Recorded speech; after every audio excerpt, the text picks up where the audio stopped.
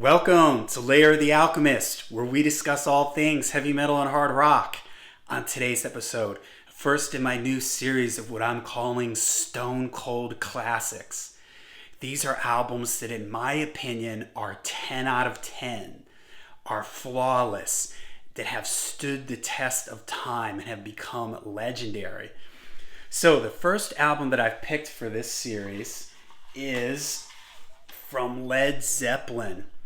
Their fourth album, Untitled, often called Led Zeppelin IV or ZOSO. I also have this on CD. This is one of the rare albums that I have across 3 different formats. So I've got it on cassette. I've got it on the CD. And of course, I have the vinyl. Now, this is an album that, in my opinion, is just, when you talk about legendary albums, amazing albums that have stood the test of time, this is like one of the first albums that comes to mind for me. There is a mystique to this record that maybe it was just the age that I discovered it in the early 80s, when there was, before the internet, when there was still a lot of mystery surrounding artists, and this album just really played right into that for me. And there were a couple things going on. I mean, starting with the cover, you've got this painting here, or a picture hanging on a crumbled wall of a building. Try to not get the reflection in it there. An amazing album cover, doesn't have the band name on it, doesn't have an album title on it, really. That's why when I mentioned earlier, people call it different things. So there was a real kind of like mystery and, what is going on with this. On the inside of the cover, here you've got this sort of classic image of the Watcher guy here with the lantern on top of the mountain. And if you've seen the movie, the song remains the same.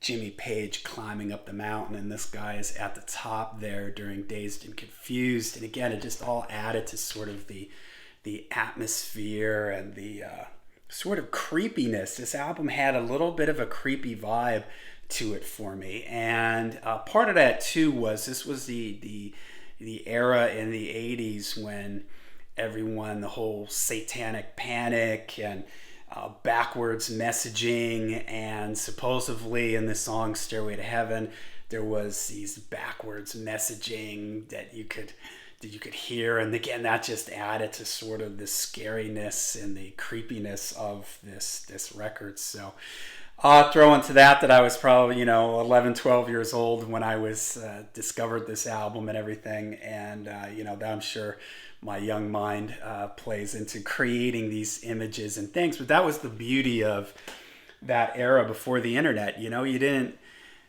have Wikipedia and all this endless sources of information. So you sort of created things in your own head. You created scenarios in your own head. So this album was recorded in 1971, and I was surprised. I always forget how early in the 70s Led Zeppelin was. I was thinking this album was like 73, 74 maybe, but Zeppelin started in the late 60s, and they quickly were putting out all these albums, as most bands did back then. So this is a really incredible album for 1971. It was produced by Jimmy Page, and it sounds amazing. This is an album that the mix has stood the test of time. It has not, for me, dated at all. In fact, it should be a template for how to make a great hard rock album mix, because it just sounds fantastic. And Jimmy Page, there's so many things going on in Led Zeppelin, so many great players and so many things to be praised, that I think sometimes his work as a producer is sometimes forgotten. He produced all the Led Zeppelin albums, and right from the beginning, the first Led Zeppelin album sonically sounded amazing. It was way ahead of its time, and Zeppelin wasn't a band. There's no Led Zeppelin album sonically sounds bad, is produced poorly. All of them sound great, and maybe Zeppelin IV is the sort of the pinnacle of that, because there's all kinds of great. I've said this before, that I like headphone albums that you can put headphones on and you're hearing a lot of different things going on. You're hearing the guitar changes tone through different songs. The drums even change tone. There's acoustic instruments, mandolins and recorders and keyboard stuff, all sort of layered inside here, but you can hear everything. It's super clear but super punchy. Everything is balanced well. Nothing feels like this is too loud or that this is muddy or this is too bright. It is just a flawlessly recorded album, in my opinion. So, of course, again, Led Zeppelin, full of absolutely legendary hard rock musicians. You've got Jimmy Page. We talked about him as a producer. Page as a guitar player was really ahead of his time. His use of the way he incorporated the blues into the band. Eric Clapton was doing the blues rock thing. Hendrix, of course, did that. But Jimmy Page really had his own sort of take on that. And he has his own unique sound. And the way he uses the guitar through this album, the way the guitars are layered or sonically, the way they sometimes change, it's just really, really great. His use of acoustic guitar and slide guitar and all these different things, it just really adds to the whole sonic palette here and the whole sonic plate of this album.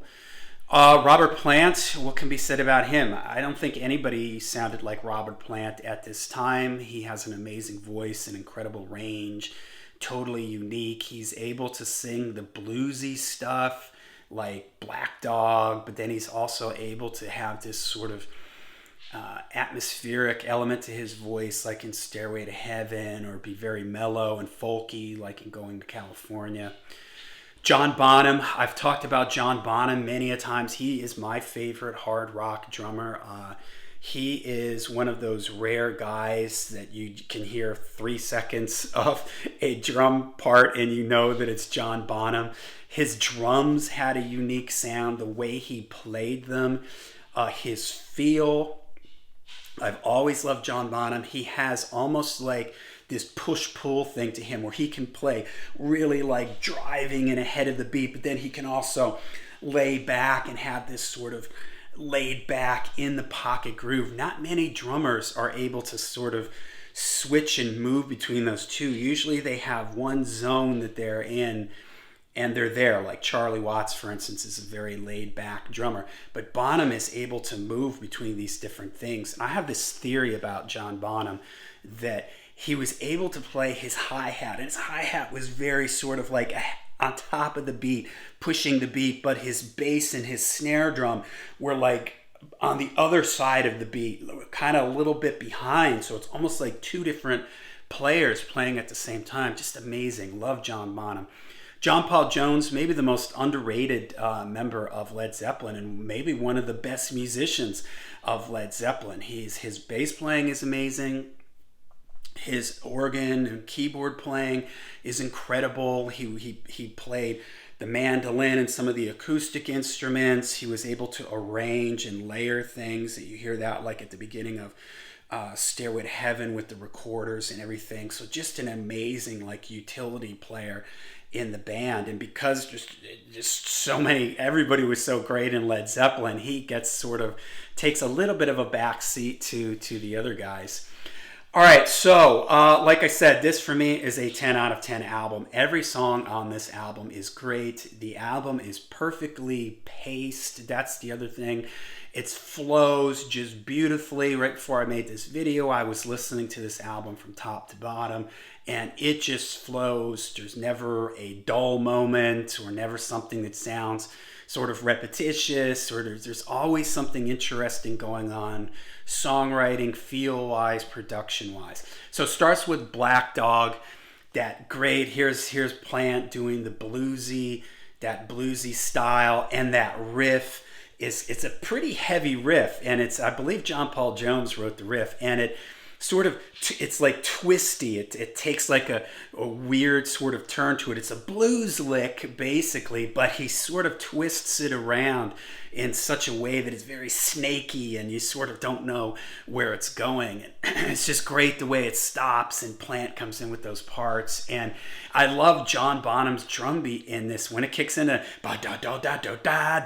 he flips the beat around. And what I mean by that is normally the drummers hit the bass drum on 1 and the snare drum on 3, or boom, crack. So instead of he flips it around, and the snare drum is on the first beat. Da da da da da da. Boom.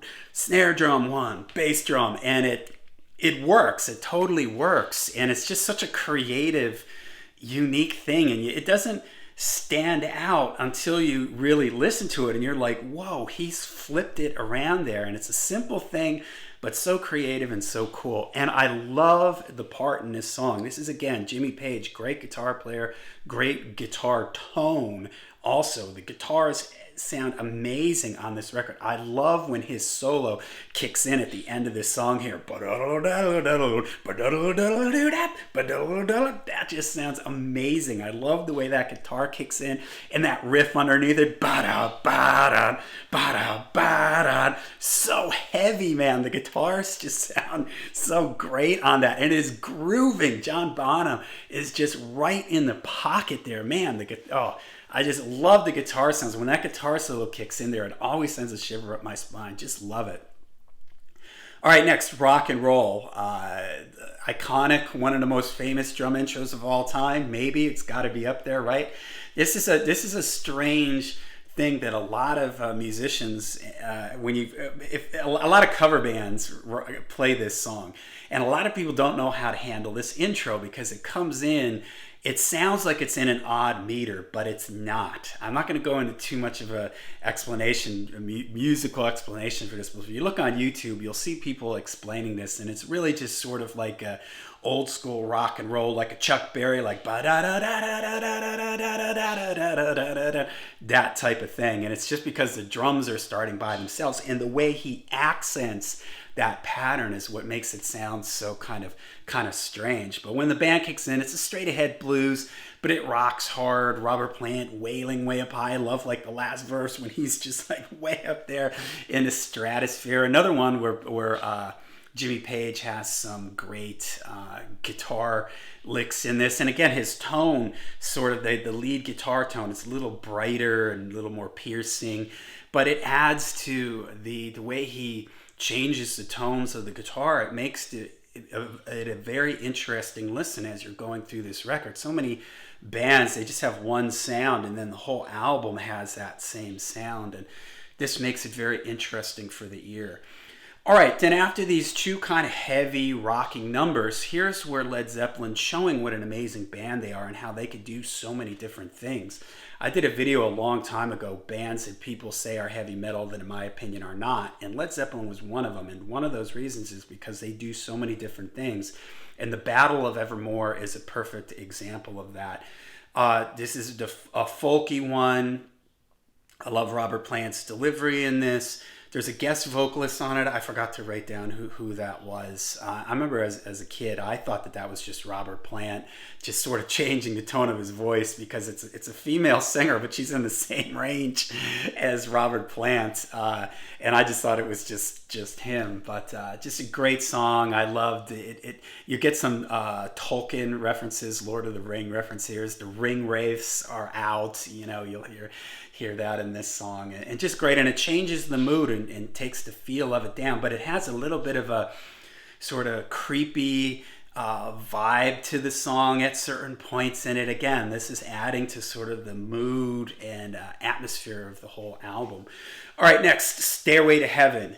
What is there to say about Stairway to Heaven? One of the great epics of all time. Yeah, maybe it's overplayed on classic rock radio, but I tell you what, when I was listening to this before I made this video, I turned this up, and it's just an amazing song. And this is the song that for me has all this atmosphere, the way it starts with those recorders and that acoustic guitar line, that descending little bass line in it. I know that there's some controversy about did they write that, or for me, that's a chord progression that is a somewhat common chord progression. My Funny Valentine, the jazz standard, has that chord progression. So I don't know, who knows? But it's cool. I love the acoustic guitars in the beginning. Robert Plant's vocal delivery is great. The way this song just keeps building and building and building until you get to that end where it's just so triumphant, so majestic and grand. The guitar solo in this is one of the greatest guitar solos of all time. You can sing right along with it. So melodic. Just every note is absolutely perfect. And when he does that part, the diddle diddle diddle diddle diddle diddle diddle, and Plant comes in, and as we wind on that, I mean, epic, epic. The whole song.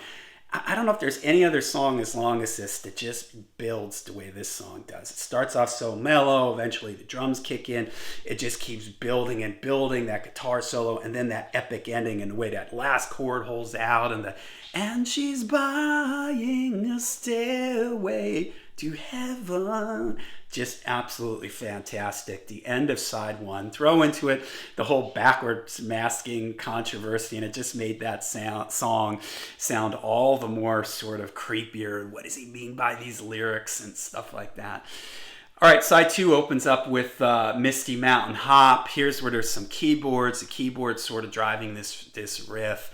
But the guitar has a really cool guitar sort of sound to it, the way it's sort of doubling the riff. This is a fun one, great drumming in it, real catchy. 4 sticks, also really awesome. Another heavy one. The guitar is playing like this rhythm riff on like it's a low string, and everybody's kind of doubling that, and there's this real percussive, like tribal drum thing going on. And this one has a shifting meter in it. It goes like 5 to 6, and you wouldn't really notice it because it just works so well, and it just keeps like pushing and flowing through the whole thing. And from what I understand, or maybe this is like a folklore type of thing, that Bonham actually played this with 2 sticks in each hand, and that's where the title of four sticks came from. But just a super cool riff, and Plant like changes his voice a little in this one. I don't know if there's an effect on it or what, but the way he sort of sings this one, he has a little bit of like a more narrower, sort of venomous tone to his voice or something, which is just awesome. Going to California is, it drops everything back down again for another sort of folky ballad number here, more acoustic instruments, more Lord of the Rings references, and just another great vocal delivery by Robert Plant. He could show that he could wail and scream up high, but then he could drop back and do these real sort of gentle, like ballad type things, and this shows that off really well. And another great headphone song. You put it on and you're hearing all this different stuff sort of going on around you. When the Levee Breaks, that legendary opening drum part there, where legend has it John Bonham recorded in like a hall stairwell or something to get that sort of slap back, go go gaga, go go gaga. And this is a great example of him like just laid back right in the pocket. You know, it's got a laid back, almost funky groove to it. This is sort of a takeoff on like a blues standard, them rearranging it in their own way. And the drums, this is another great example of Page and his production. The drums here, the different tone of the drums, it gives it a different feel, and it's just, nothing is really the same through this whole record. The drums change sounds from song to song, but it's not in some sort of disorientating way. It's just something that adds more color and different shades and colors to each one of the songs. I love Plant's delivery in this one. It kind of has a little bit of an evil blues sound to it. There's that harmonica with like some sort of effect on it. It's got sort of a nasty groove to it, and I love the way the song ends, and there's like, I don't know what that is, like a reversed thing, or whatever that is, effect on the end there. So just an awesome, fantastic 10 out of 10 album, in my opinion, from every aspect: the production, the songwriting, the performances, the musicianship, the album cover. I mean, everything about this record for me is perfect. And although at times I may feel like I've heard Stairway to Heaven or rock and roll too many times, when I bust this album out every now and then and put it on, I'm just always floored and just always really get into it. So, all right, let me know what you think of Led Zeppelin IV. Do you think it's a 10 out of 10? What are your memories of it? You know, as if you were around in the 70s or the 80s when this was like all over classic rock. How did you feel when you first heard this record for the first time? Did it have sort of a atmosphere to it and a creepiness to it like I felt that it had? Let me know in the comments down below what you think of this record, and make sure you hit the like and subscribe. And until we see you again, rock hard, ride free.